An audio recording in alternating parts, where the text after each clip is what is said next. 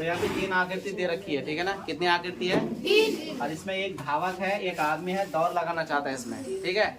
और कम दूरी तय करने के लिए, कम दूरी तय करने के लिए इन तीनों में से किस में वो दौड़ लगाए कि उसको कम दूरी तय करना पड़ेगा। समझ रहे बात? तो हम निकालते हैं, ये अर्धवृत्त है। ये क्या है बताओ? अर्धवृत्त है। पूरा वृत्त का जो ये होता है फॉर्मूला होता है परिधि का, तो 2 पाई आर होता है। क्या होता है? 2 पाई आर। पूरे वृत्त के लिए क्या होता है? 2 पाई आर होता है। ये अर्धवृत्त है, अर्धवृत्त का आधा हो जाएगा। 2 से काटेंगे, 2 से 2 खत्म, पाई आर। ये जो पाई आर आएगा यहाँ से लेकर यहाँ से लेकर यहाँ तक ये आएगा आपका पाई आर, ठीक है। जो पकड़ोगे इधर देखो, यहाँ से लेकर यहाँ तक के लिए क्या हो जाएगा? पाई आर। और ये जो पूरा है, ये पूरा आपका व्यास है, वृत्त का व्यास। ये वृत्त का व्यास प्लस 2r के बराबर होता है। समझ रहे बात? तो पहले इसमें दौड़ लगाते हैं, ठीक है। तो परिमाप निकालते इसका, परिमाप, ए का परिमाप, ठीक है। ए का परिमाप निकालेंगे तो क्या होगा? 2 पाई आर बटे 2, अर्धवृत्त है, और प्लस 2r, 2 से 2 खत्म। पाई का मान कितना होता है? 22 बटे 7। आर का मान यहाँ पे निकालेंगे, 42 है ना।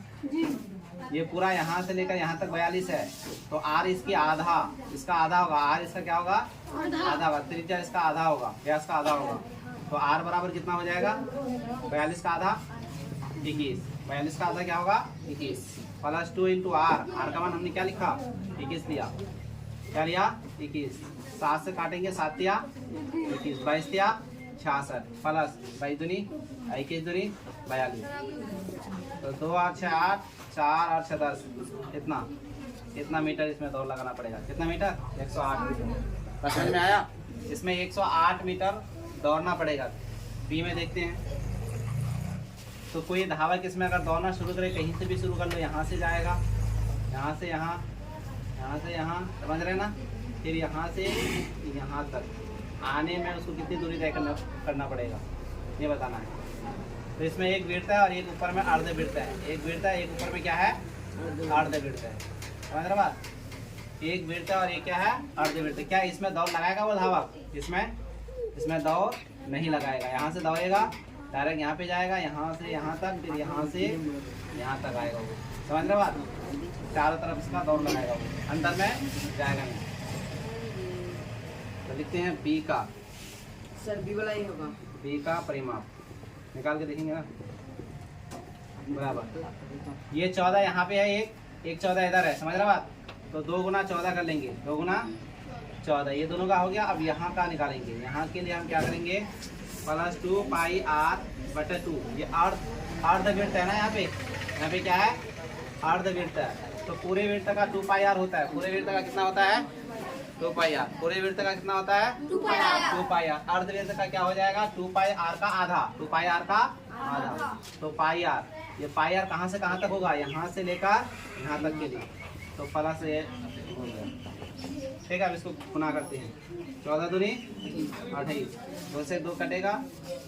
ये पाई का मान 22 बटा 7, और आर का मान यहाँ देखो, यहाँ 14 है ना, यहाँ से यहाँ तक 14 है, तो इसका आधा हो जाएगा, इसका आधा 7 हो जाएगा, ठीक है। 7 से 7 30, तो 28 और प्लस 22, 28 और 22 कितना होता है? 50 होता है ना। इसमें 50 मीटर दौड़ना पड़ेगा। कितना मीटर दौड़ना पड़ेगा? 50। तो धावक को 50 मीटर, लेकिन पहला वाला में कितना दौड़ना पड़ेगा? 108 मीटर। पहला वाला में 108 मीटर, दूसरा वाला में केवल 50 मीटर। आप तीसरा वाला देख लेते हैं, सी नंबर। सी में क्या है? आर बराबर, ये त्रिज्या दे रखा है, आर बराबर कितना है? 14 है। आर बराबर 14 मीटर। तो हमें परिमाप निकालना है, वृत्त का परिमाप। वृत्त का परिमाप 2 पाई आर, 2 इंटू पाई का मान 22 बटा 7 इंटू आर का मान कितना हो जाएगा? आर का मान यहाँ पे 14 है, 7 दूनी 14, 22 दूनी 44, 44 दूनी कितना हो जाएगा? 22 दूनी 44, 44 दूनी 88 मीटर दौड़ना पड़ेगा। तो बताओ 50 इसमें दौड़ लगाएगा वो बी नंबर में। कम दूरी तय करने के लिए किसमें दौड़ लगाना चाहिए?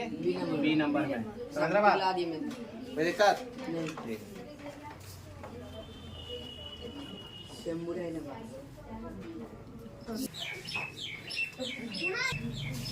और जो मेरा वीडियो देख रहा है उन लोगों से गुजारिश है कि आप हमारे चैनल को सब्सक्राइब करें और इसी तरह से जो है आपको 8 क्लास 9 क्लास 10th क्लास का हर दिन जो हम वीडियो अपलोड करते हैं, कृपया करके हमारे चैनल को आप लोग सब्सक्राइब करते हैं।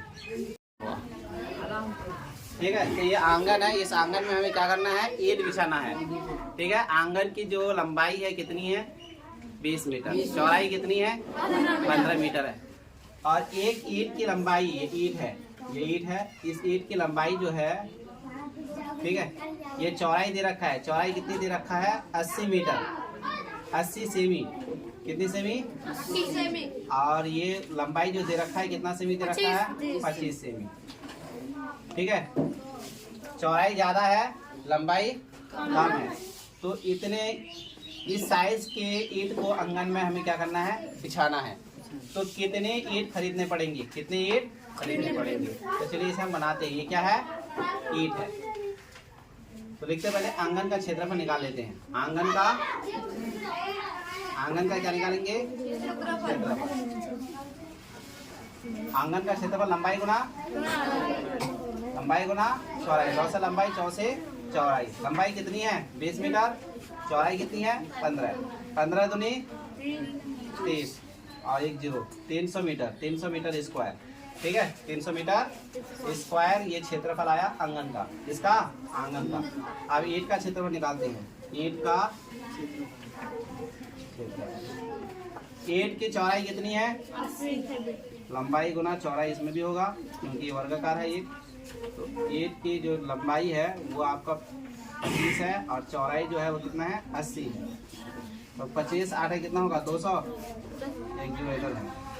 ठीक है, इतना ये सेंटीमीटर स्क्वायर है, ये मीटर स्क्वायर में है, ये सेंटीमीटर में है, ये मीटर में है, ये सेंटीमीटर में है। तो इसको मीटर स्क्वायर में ले जाने के लिए, इसमें ले जाने के लिए, मीटर स्क्वायर में ले जाने के लिए क्या करना पड़ेगा, पता है, क्योंकि 100 सेंटीमीटर बराबर, 100 सेंटीमीटर बराबर क्या होता है, 1 मीटर होता है। 100 सेंटीमीटर बराबर क्या होता है, 1 मीटर। तो 2000 सेंटीमीटर स्क्वायर है, इसको हम मीटर स्क्वायर में लेके जाएंगे तो 100 गुना 100 करेंगे, 100 गुना 100 से भाग देंगे। ठीक है ना, मीटर स्क्वायर में जाना है, मीटर में लेके नहीं जाना बल्कि मीटर स्क्वायर में, ये मीटर स्क्वायर है ना, मीटर स्क्वायर में ले जाने के लिए 100 गुना 100 से भाग देंगे।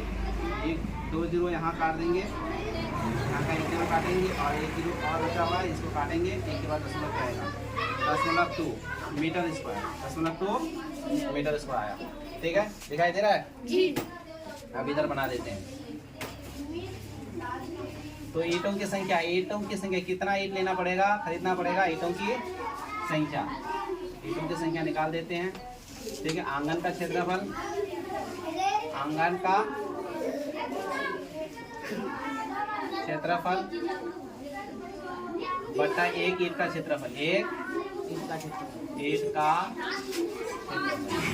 तो आंगन का क्षेत्रफल कितना है, 300 मीटर स्क्वायर है ना, 300 यहाँ लिखेंगे। एक ईंट का क्षेत्रफल कितना है, 0.2 मीटर स्क्वायर, 0.2। ठीक है, ये भी मीटर स्क्वायर है और ये भी क्या है, मीटर स्क्वायर, ये कट जाएगा मीटर स्क्वायर, समझ रहे हैं। अब ये दशमलव है ना, ये 300 लिख लो पहले बटा 0.2, ये दशमलव को उड़ाओ। ठीक है, इसके बदले में 1 आएगा ऊपर में, 1 अंक है, 1 0, तो उसे काट देंगे, तो 5 है 10, 5 से इधर गुना कर दो, 5 दिया 15, 1500। कितना ईंट बताओ, 1500। समझ में आया, समझ में नहीं आया, एक बार और देख लो। ये आंगन है, 20 मीटर क्या है, चौड़ा है, 20 मीटर लंबा है और 15 मीटर चौड़ा है। समझ रहे हैं, इसका क्षेत्रफल हमें निकालना है क्योंकि इसमें हमें ईंट बिछाना है। ठीक है, इस तरह से ईंट बिछाएंगे पूरा में, समझ रहे बात, इस तरह से हम ईंट बिछाएंगे तो कितना ईंट जो है इसमें लगेगा, इस आंगन में लगेगा। ठीक है, एक ईंट की जो चौड़ाई है वो कितनी दे रखी है, 80 सेंटीमीटर, और एक ईंट की जो लंबाई है कितनी दे रखी है, 25 सेंटीमीटर। तो आंगन का क्षेत्रफल पहले निकालेंगे, तो 20 गुना क्या करना है, 15, लंबाई गुना चौड़ाई होता है, 20 गुना 15, 300 मीटर स्क्वायर। अब एक ईंट की क्षेत्रफल निकालेंगे, एक ईंट का क्षेत्रफल निकालेंगे, तो ईंट का क्षेत्रफल क्या हो जाएगा, लंबाई गुना चौड़ाई। लंबाई कितनी है, 25, चौड़ाई 80, गुना करेंगे कितना होगा, 2000 सेंटीमीटर स्क्वायर। ये मीटर स्क्वायर है, ये सेंटीमीटर स्क्वायर है। 100 सेमी बराबर, 100 सेमी बराबर क्या होता है, 1 मीटर स्क्वायर होता है ना, 100 सेमी बराबर 1 मीटर होता है। 100 सेमी बराबर क्या होता है, 1 मीटर। तो हमें मीटर स्क्वायर में बदलना है, तो 2000 को, ठीक है, 100 गुना 100, 100 से अगर भाग देंगे तो मीटर में बदलेगा, 100 से भाग देंगे किस में बदलेगा, मीटर में। हमें मीटर स्क्वायर में लेके जाना है ना, तो 100 क्योंकि ये मीटर स्क्वायर में है इसलिए मीटर स्क्वायर में लेके जाएंगे। तो 100 गुना 100, 200 से भाग देंगे, ठीक है। 1 0 2 0 3 0 4 0 है तो 3 0 यहाँ 1 2 3 कट गया, 1 0 को काटने के बाद यहाँ पर दशमलव लगा देंगे तो 0.2 मीटर स्क्वायर। अब 8 की संख्या, 8 की संख्या तो आंगन का क्षेत्रफल बटा 1 8 का क्षेत्रफल। तो आंगन का क्षेत्रफल यहाँ हम निकाले थे 300 दे दिए मीटर स्क्वायर, और 1 8 का क्षेत्रफल कितना यहाँ पे निकाल के आया था 2.2, तो 0.2, ठीक है। ये दशमलव को हटाएंगे, ये मीटर स्क्वायर से मीटर स्क्वायर खत्म, ठीक है। 300 बटा 0.2, दशमलव को हटाएंगे उसके बदले में 1 1 0 2 से काटेंगे तो 5 10 5 या 15। कोई दिक्कत नहीं ना, ठीक है। ये आपका त्रिभुज है, ये आपका क्या है त्रिभुज। इस त्रिभुज का ये क्षेत्रफल, ये जो यहाँ पे छायांकित भाग है ना, इधर ये छायांकित भाग है ना, ये क्या है आपका क्षेत्रफल है। ये क्षेत्रफल कितना है, ये खेत है त्रिभुज का, खेत का क्षेत्रफल कितना है 600 मीटर स्क्वायर है ना, सेंटीमीटर स्क्वायर है, 600 मीटर स्क्वायर है, ठीक है। वर्ग मीटर, हाँ वर्ग मीटर या मीटर स्क्वायर बात ही है। त्रिभुज का खेत का क्षेत्रफल कितना है 600 मीटर स्क्वायर है। ऊंचाई दे रखा है कितना, 60 मीटर, ऊंचाई कितना दे रखा है, 60 मीटर, तुम लोग क्या कर रहे हो, इधर देखो ऊंचाई कितना है 60 मीटर, ठीक है। तो त्रिभुज का फॉर्मूला होता है, त्रिभुज का फॉर्मूला ये है, त्रिभुज का क्षेत्रफल 1/2 इंटू आधार इंटू ऊंचाई, आधार इंटू ऊंचाई, ऊंचाई या शीर्ष लंब, चलो ऊंचाई दे देते, ठीक है। तो त्रिभुज का क्षेत्रफल यहाँ पे दे रखा है कितना है 600 मीटर स्क्वायर है। 1/2 इंटू आधार कितना है, आधार मालूम नहीं है, आधार मालूम नहीं है, आधार मालूम करना है। और ऊंचाई कितना दे रखा है 60 मीटर, कितना दे रखा है 60 मीटर। 2 से काटेंगे 60 को 30 आ जाएगा, 2 से काटेंगे तो कितना आएगा 30 आएगा। अब यहाँ पे 600 और ये 30 जो है ना इस बार आके पट्टे में आएगा, इस पर बट्टे में आएगा। ये 30 है ना, या गुना में है ना आधार के साथ, इस बार लेके आके तो बट्टे में आएगा, इसमें बचेगा आधार, क्या बचेगा इधर आधार। 0 से 0 काट देंगे, 3 से काटेंगे 3 दूनी 6 20, ठीक है। तो आधार बराबर कितना हो जाएगा, आधार बराबर 20 मीटर, तो 20 मीटर आपका आधार आ गया। कोई दिक्कत नहीं, हाँ, चलो उतारो से।